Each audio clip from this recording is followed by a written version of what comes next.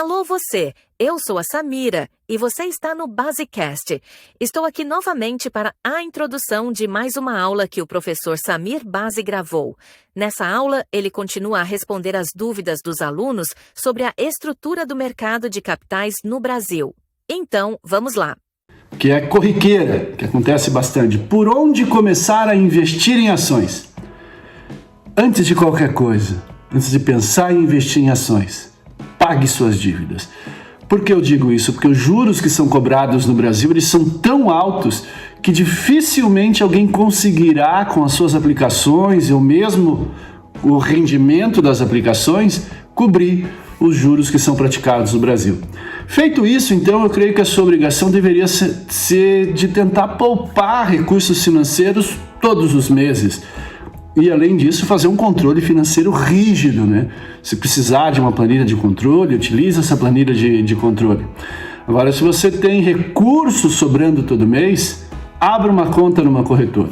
Existem aí uma dezena de corretoras, algumas independentes e outras ligadas a banco.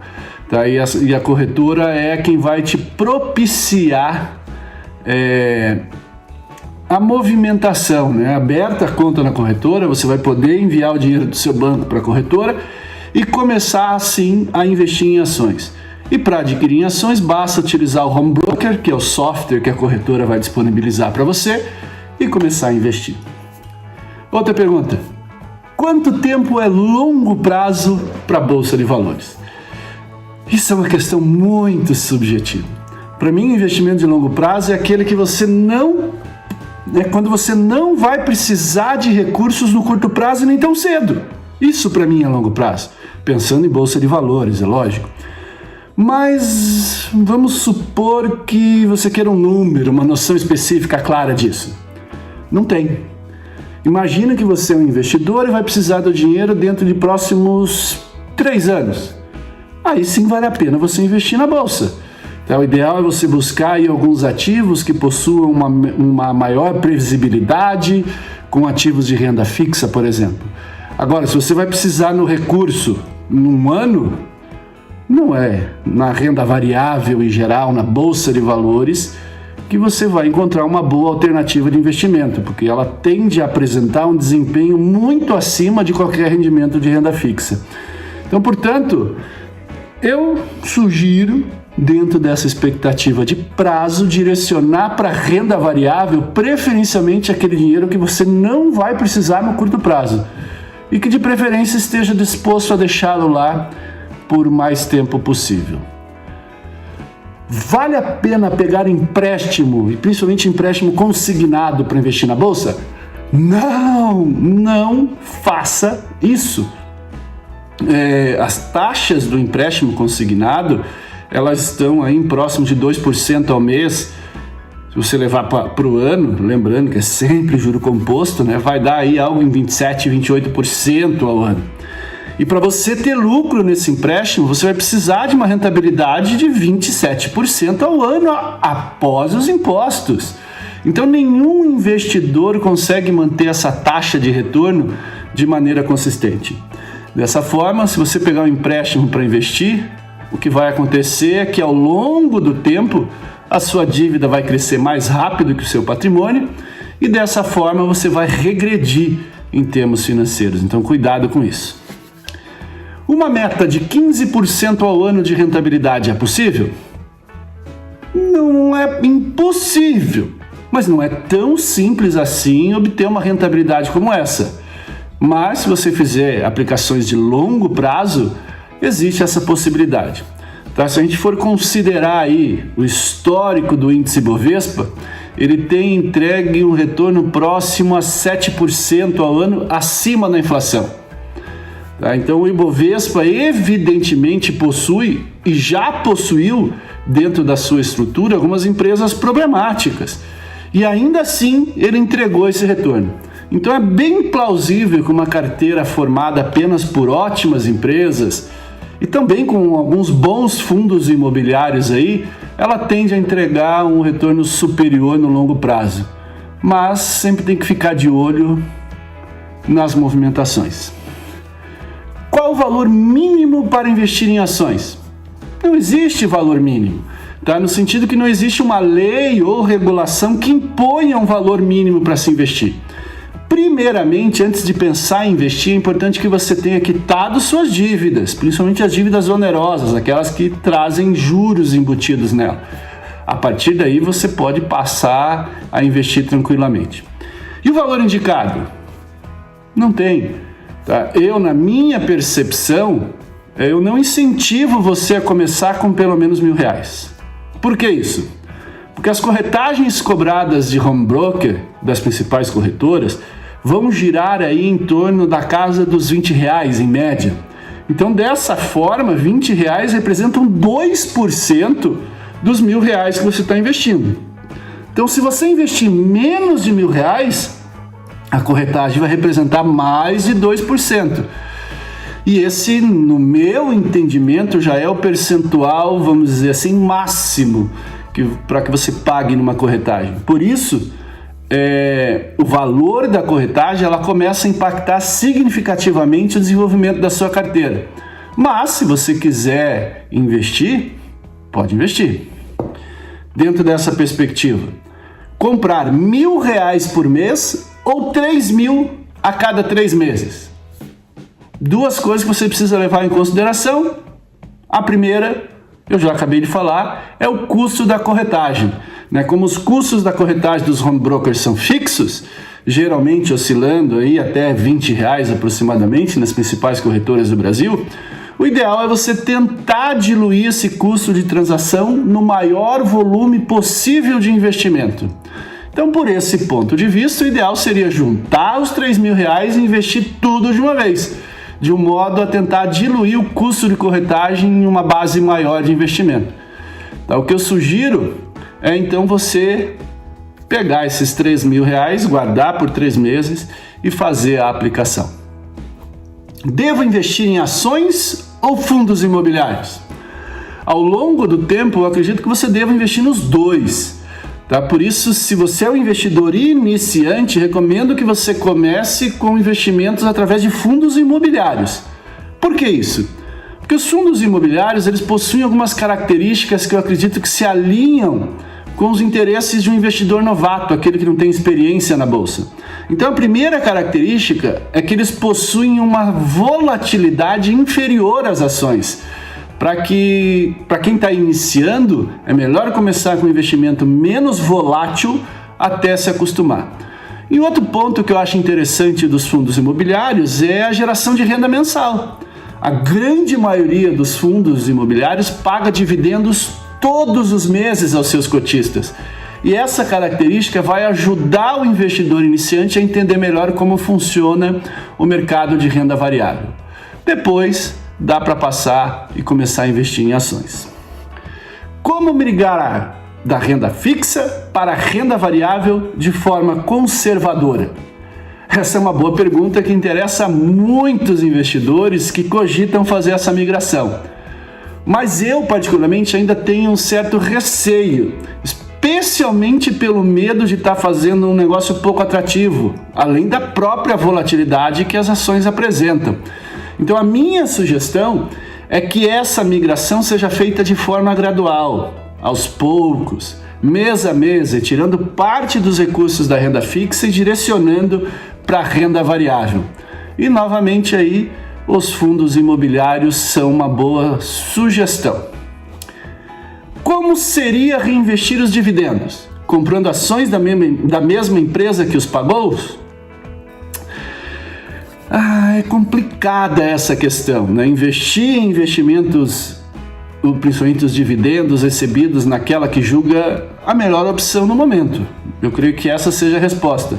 Então, se você recebe ações, vamos dizer, do Itaú, da Itaúsa, e julga que a melhor aplicação é em ações do Bradesco, compra ações do Bradesco com os dividendos da Itaúsa e toca a vida. Não tem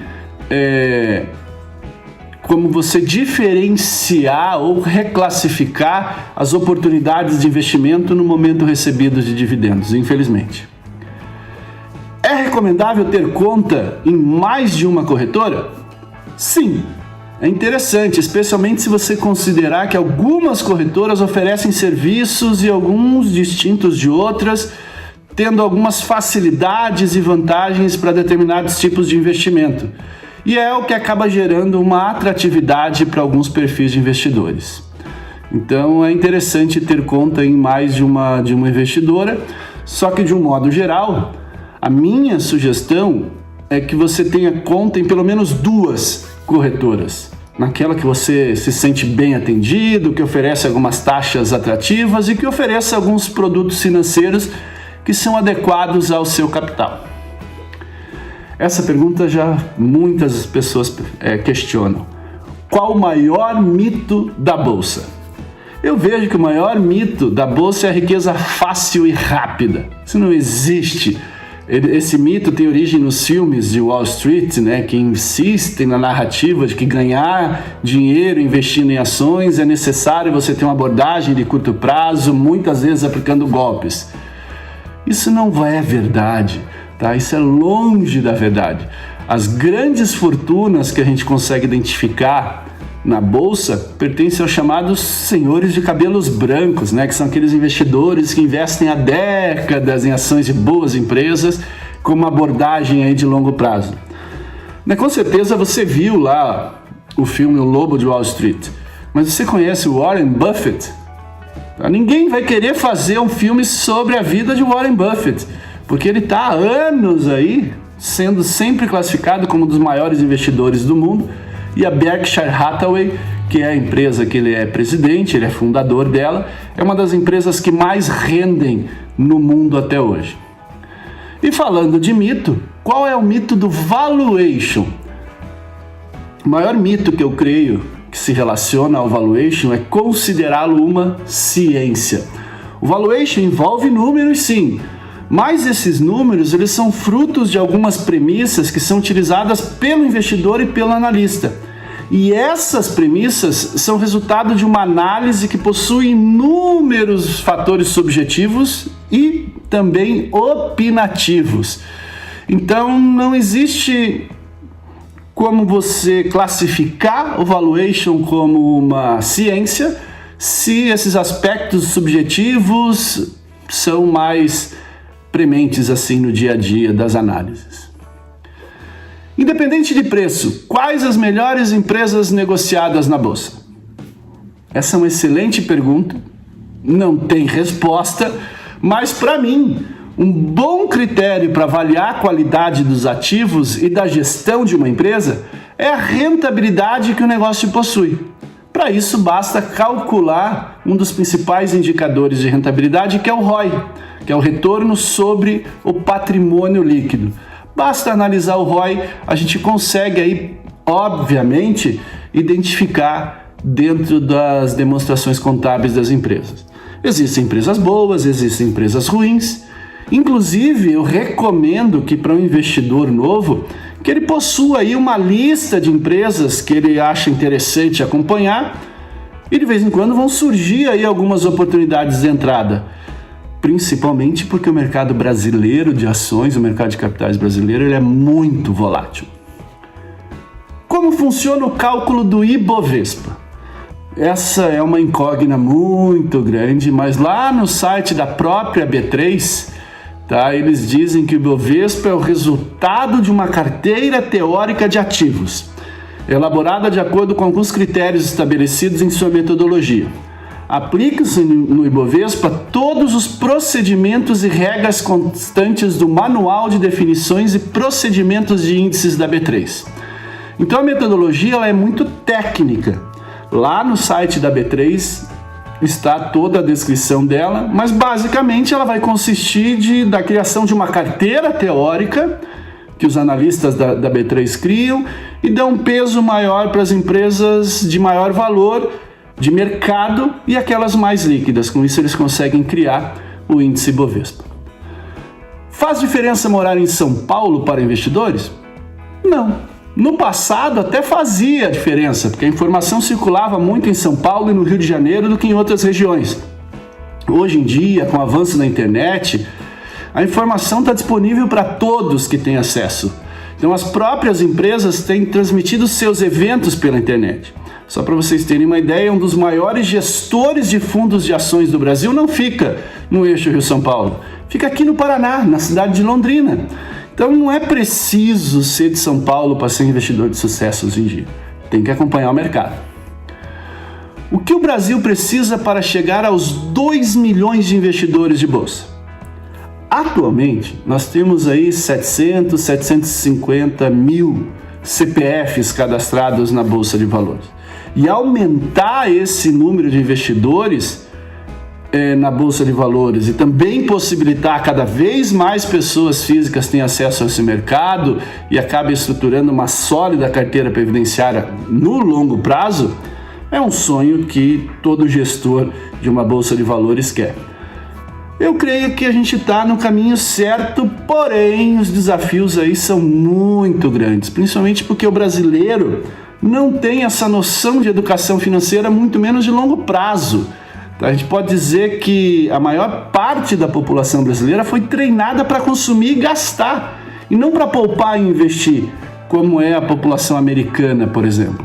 Então, se a gente olhar os dados, que confirmam essa falta de educação financeira, e alguns estudos mostram que menos de 10% dos brasileiros fazem algum tipo de poupança para aposentadoria.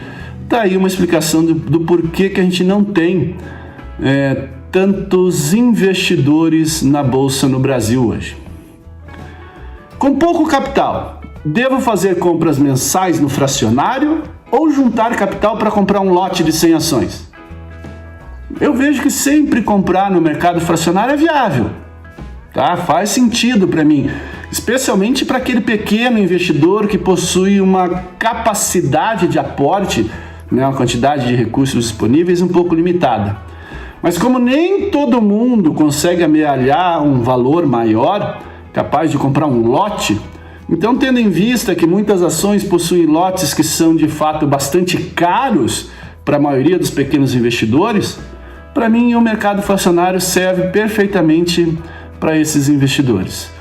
Tá? Só que tem que tomar cuidado. O ideal é juntar capital para comprar ativos no lote padrão, que pode levar um pouco mais de tempo, O investidor, alguns podem acabar desanimando ou dar outro destino para esse dinheiro do que o investimento na Bolsa de Valores. Em quantos papéis devo concentrar as compras mensais? 2, 3 papéis, talvez, para o novo investidor, tá? Mas vai depender aí do número de oportunidades disponíveis naquele momento específico. Você pode comprar aí menos ativos ou mais em um determinado mês, tá? Porém, tem que olhar a oportunidade. Independente da quantidade exata de ativos que você comprada, o importante é que o investidor concentre suas compras nas melhores oportunidades daquele momento, seja ações, seja fundos imobiliários ou mesmo algumas BDRs que estão sendo ofertadas no mercado. É possível formar uma carteira de longo prazo comprando apenas ações preferenciais? Sim, é possível. Algumas empresas como Itaú e Bradesco, que eu já falei aqui, possuem ações preferenciais. Nos Estados Unidos, a Berkshire Hathaway, o Google, o Facebook, possuem mais de uma classe de ações. Na minha interpretação, eu creio que você deveria olhar para todos os fundamentos da empresa e depois decidir qual classe de ações você vai comprar. Porém, jamais faça o contrário. Começar com a premissa de somente comprar uma classe de ações e somente depois analisar os fundamentos. Analisa os fundamentos da empresa, depois compra as ações. Para quem está começando, vale diversificar em quantas ações?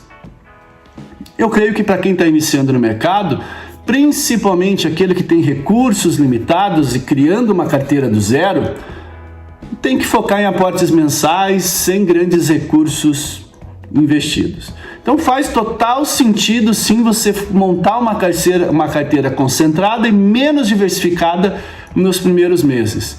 Porque se você começa com aportes pequenos, 400, 500 reais, e resolve diversificar esse aporte em mais de 1 ou 2 papéis, provavelmente você vai ter que arcar com os custos muito expressivos, aquilo que eu já falei anteriormente das taxas de corretagem. e isso vai acabar prejudicando o retorno no longo prazo. Então eu entendo que para esses investidores é interessante concentrar o aporte em apenas um papel mensalmente, tentando pagar aí a menor corretagem possível, buscando diluir aí ao máximo esses recursos. Espero que vocês tenham gostado dessa aula do professor Samir. Comentem esse vídeo e também coloquem nos comentários algumas sugestões de outros temas para vídeos aqui no Basecast. Então era isso. Se você gostou, compartilhe com os seus amigos, clique no curtir, acione o sininho para receber as notificações de novos vídeos aqui no Basecast. E eu acho que a gente se vê na próxima. Beijos da Samira!